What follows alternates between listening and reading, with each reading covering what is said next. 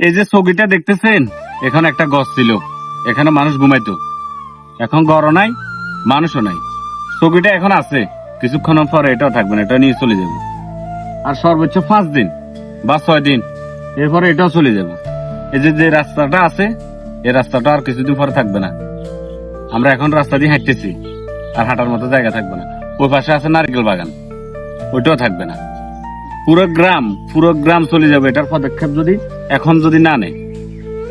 এখান থেকে মাত্র অল্প একটু জায়গা, আমি মনে করি পদ্মা সেতুর মতন এত বড় একটা ব্রিজ হয়ে গেছে। পদ্মা সেতুর মতন এত বড় একটা ব্রিজ হয়ে গেছে, এখানে একটা সুইচ গেট হওয়া কোনো ব্যাপারই না। আমি মনে করি কোনো ব্যাপার না, সিম্পল একটা জায়গা, এখানে বেশি না। কত হলো আপনাদের নোয়াখালী মানুষ যারা আছেন, আপনারা অবশ্যই এটার প্রতি সজাগ থাকতে হবে। মিডিয়া জগতের ভাই যারা আছে তাদেরকে এখানে নিয়ে আসবেন। যে এলাকার মানুষ যারা বসবাস করে, এরা একটা ধনী নয়।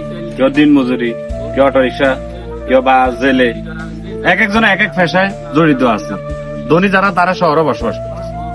গরিবের দিন শেষে গরিবের লস, গরিবের মরা, দুনিয়ার বিপদ সবগুলা গরিবের দিয়ে আসে। দেখতেছেন মুসাফর, এটা নামে মুসাফর, কিন্তু আগের যে মুসাফর ছিল এটা টোটালি নেই। এটা পুরাটা ছিল একটা বাগান, দাও বাগান ছিল। এখানে পিছনে দেখো, এখানে সবগুলো বসত বাড়ি ছিল, এখন একটাও নাই। আজকে দেখতেছি এই যে কিছু কিছু মানুষ আস্তে আস্তে পৌঁছাইতেছে, এখান থেকে চলে যাবে। কারণ এখানে থাকার মতো ওই স্পেসটা নাই, থাকার মতো ওই পরিমাণ জায়গা তাদের নাই। আপনারা তো পড়ে আছেন কি শুধু বিবেক নিয়ে, কখন বিবেক হবে। বিবেকের জন্য শুধু আন্দোলন করতেছে। অথচ এখানে যে একটা সুইচ গেট দরকার, ওটা নিয়ে আপনাদের কোনো আন্দোলন নাই, আপনাদের কোনো মাথা ব্যথা নাই। মুসাফুর এখানে দেখতেছেন এটা ভাঙতেছে, আমাদের এদিকে কি ভাঙতেছে না। এখান থেকে শুরু করে একদম পুরো বাংলা বাজার থেকে পুরো গ্রামটা তলিয়ে যাবে, পুরো গ্রাম। এখন অনেকে এখানে আসে কমেন্ট করবেন যে আপনি বিবেক নিয়ে কথা কেন বলতেছেন। আমরা বিবেক চাইতেছি বা বিবেক পরে ধরেন আপনাকে নদীটা দিয়ে দিল সরকারে, যে এই নদীটা আপনার, পুরাটা আমি লিখে দিলাম, এটা দিয়ে আপনি কি করবেন? কোনো কাজে আসবে? আপনাকে বিবেক লিখে দিল, কাগজে কলমে আপনাকে বিবেক লিখে দিল আর কি। আপনার থাকার যে জায়গা ওটাই নেই, ওটা নদীতে চলে গেছে। আপনি বিবেক দিয়ে কি করবেন? খাটা খাবেন?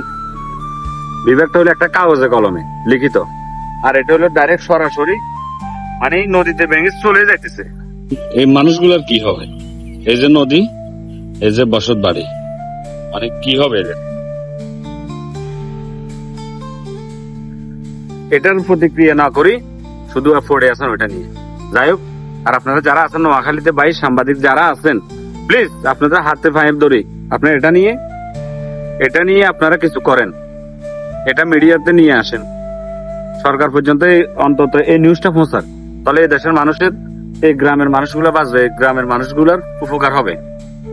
এখানে বসবাস করে দেখেন, আপনারা বসবাস করে দেখেন, একদিনও পারবেন না ওদের মতো থাকতে। মাইজদি, সোমনি, ওইসব এরিয়া গুলাতে আছেন তো আপনারা নোয়াখালীর মানুষ, বুঝতেছেন না। শহরে আছেন, গ্রামের কি যারা নদীতে বসত বাড়ি হারাইছে তারা বুঝতেছে মানে এখানের কষ্ট কি। যারা শহরে বসে আছে তারা এটার অনুভূতি কিছু পাবেন না। একদিন এসে এদের সাথে থেকে যান, তাহলে বুঝতে পারবেন নদীর কিনারে মানুষরা কত কঠিন অবস্থায় আছে। ধন্যবাদ সবাইকে।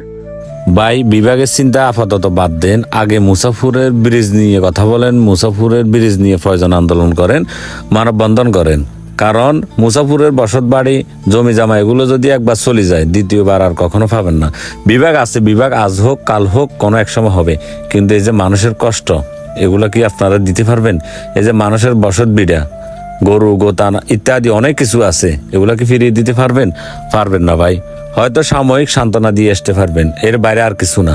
আমি কিন্তু ফেনী জেলার সন্তান, এরপরে আমার কষ্ট লাগে মুসাফুরের মানুষের কষ্ট দেখে। একটা কথা হলো কি জানেন, নদীর ধারে যারা থাকে তারা বেশিরভাগই অসহায় গরিব মানুষ থাকে, কারণ অল্প টাকা দিয়ে তারা জমি জামা কিনতে পারে, ওখানে বসত বিড়া তৈরি করে। যারা পয়সাওয়ালা, যাদের কাছে টাকা আছে, তারা কখনো নদীর কিনারে থাকে না, তাদের তো টাকাই আছে, তারা শহর কিংবা অন্য জেলাতে গিয়ে বসবাস করে। ভাই, মুসাফুরের মানুষের পাশে দাঁড়ান, উপকার হবে মুসাফুরের মানুষের। আপনাদের নোয়াখালীর মানুষ যারা আছেন, নোয়াখালী জেলার মানুষ যারা আছেন, তারা অবশ্যই এটা নিয়ে কথা বলেন। এটা নিয়ে যদি কথা না বলেন, একটা সময় এই নোয়াখালী মানুষের জন্য আফসোস হবে যে এতগুলো নোয়াখালীতে শিল্পপতি কিংবা এতগুলো মানুষ দায়িত্ববান লোক থাকার পরে মুসাফুরের মতো একটা গ্রাম তলিয়ে গেছে। তো সবাই ভালো থাকবেন, আমার জন্য দোয়া করবেন। ধন্যবাদ সবাইকে। আসসালামু আলাইকুম।